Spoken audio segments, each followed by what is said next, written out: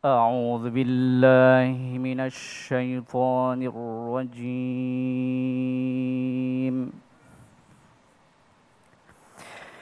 بسم الله الرحمن الرحيم.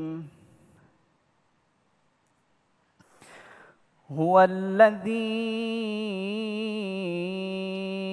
أنزل السكينة في قلوب المؤمنين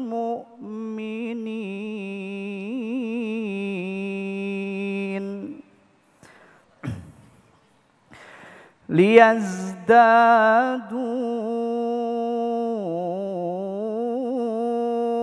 إيمانا مع إيمانهم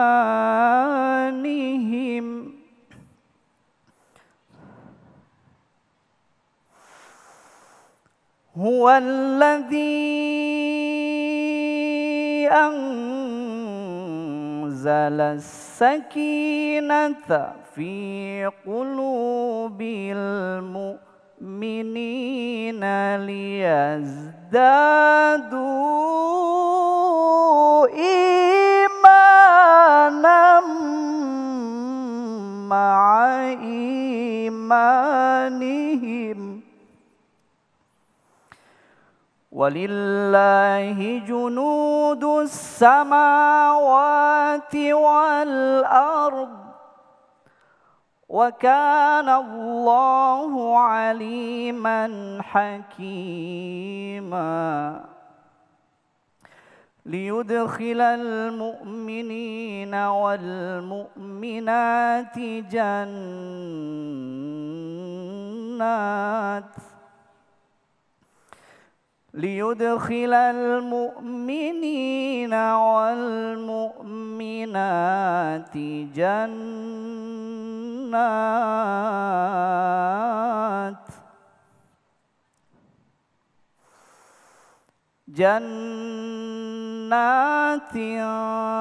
تجري من تحتها الأنهار خالدين فيها ويكفر عنهم سيئاتهم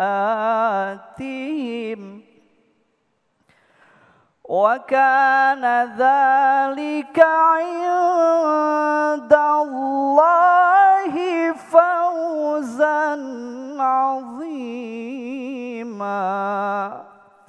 وكان ذلك عند الله فوزا عظيما صدق الله العلي العظيم. Bismillahirrahmanirrahim. Assalamualaikum warahmatullahi wabarakatuh. Alhamdulillahirabbil alamin. Puji syukur kehadirat Allah Subhanahu wa taala. Alhamdulillah. Di hari Ahad ini pemirsa kita bisa kembali berkumpul dalam majelis ilmu Damai Indonesiaku. Kali ini kami bersiaran langsung dari Masjid Babut Taubah di Pulau Mas, Jakarta Timur dengan tema menarik yang akan kita angkat hari ini, yakni mengenai kunci ketenangan hati. Tentunya saya Fahada Indi akan memandu jalannya majelis ilmu hari ini. Dan saya tentunya tidak sendiri karena sudah ada sahabat saya Muhammad Sofyan yang sudah berada di dalam masjid. Silahkan Sofyan. Baik, terima kasih Fahada Indi. Bismillahirrahmanirrahim. Assalamualaikum warahmatullahi wabarakatuh.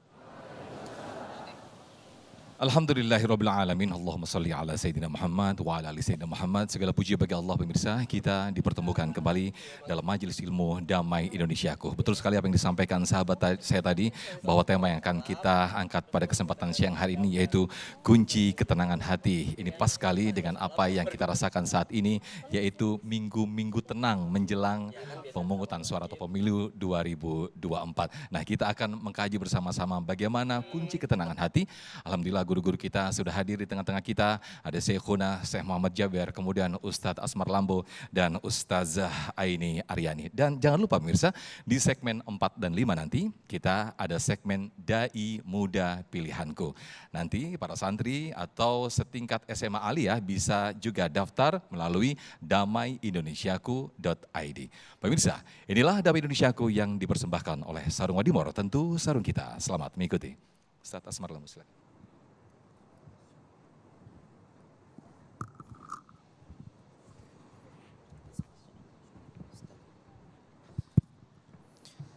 Bismillahirrahmanirrahim.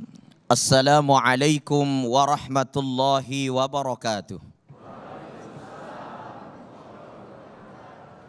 Alhamdulillah. Alhamdulillahilladzi khalaqa kulla syai'in min Adam fa'adam. Wa khalaqa kulla syai'in min nuril anwar. Wa khalaqa kulla syai'in min nafsi wahidah. Assalatu wassalamu ala khatamin nabiyyin wal mursalin wa ala alihi wa sahbihi wa man tabi'ahum bi ihsanin ila yaumil ma'ad. Qala Allah Ta'ala fi kitabihil aziz, qad aflaha man zakkaha wa qad khaba man dassaha.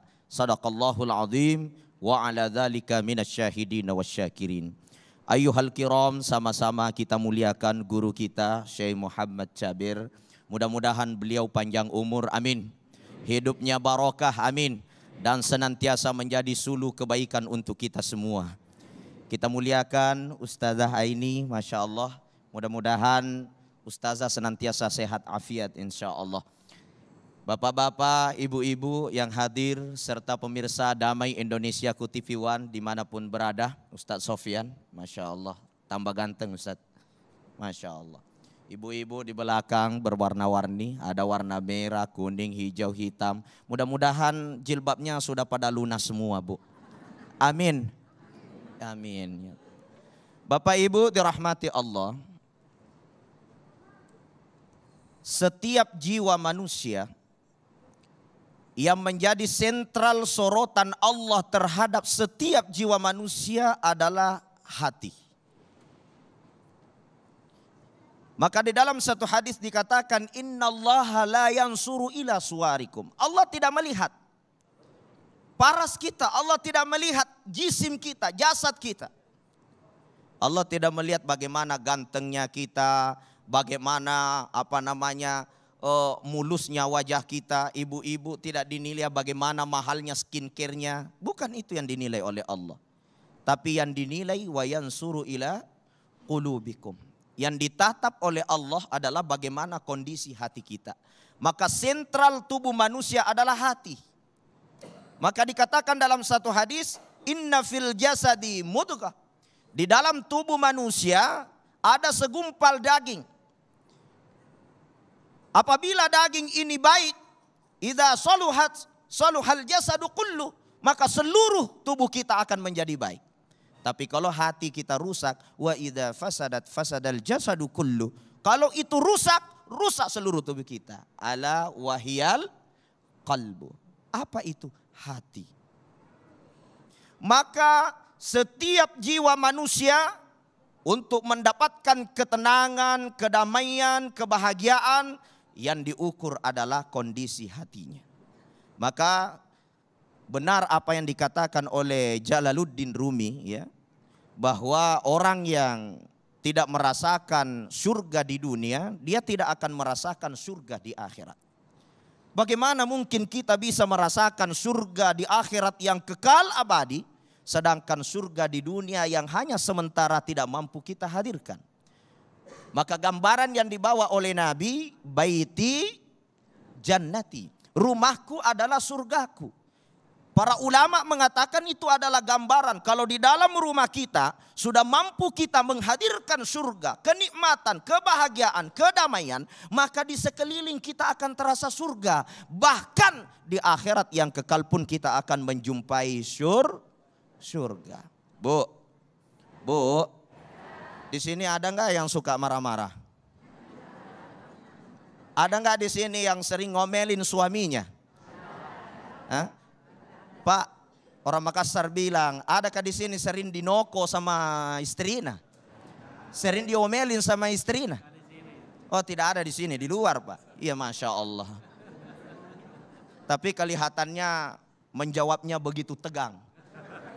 Artinya sedang membayangkan istri yang sedang marah. Bapak Ibu dirahmati Allah, yang menentukan kondisi surga dalam kehidupan kita di dunia ini adalah kondisi hati kita. Maka dikatakan, qad aflaha man zakkaha, beruntunglah orang yang mensucikan hatinya.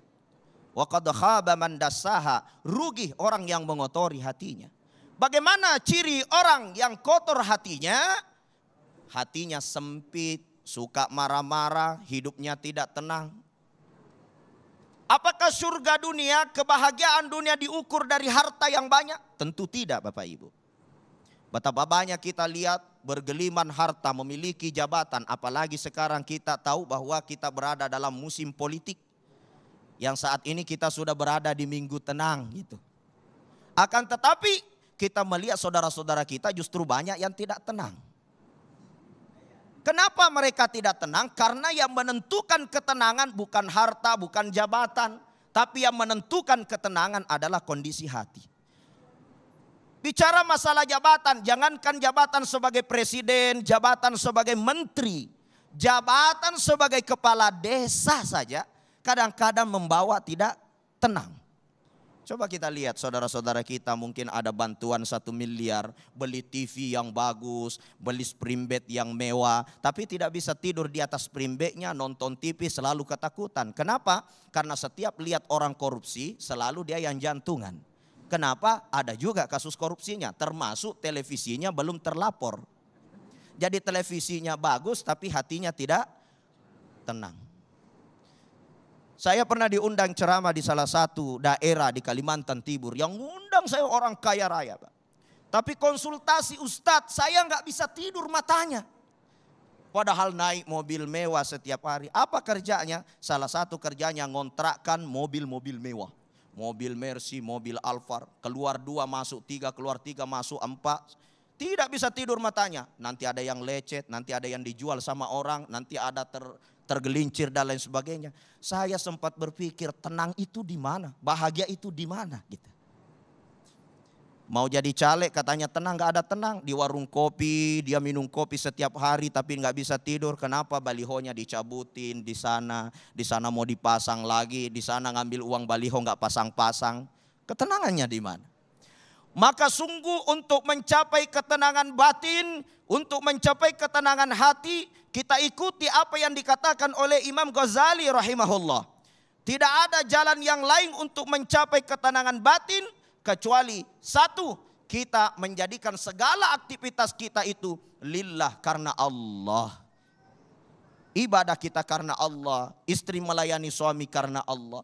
Yang kedua, tidak ada jalannya kecuali Allah. Kita meyakini bahwa segala kejadian adalah kehendak Allah.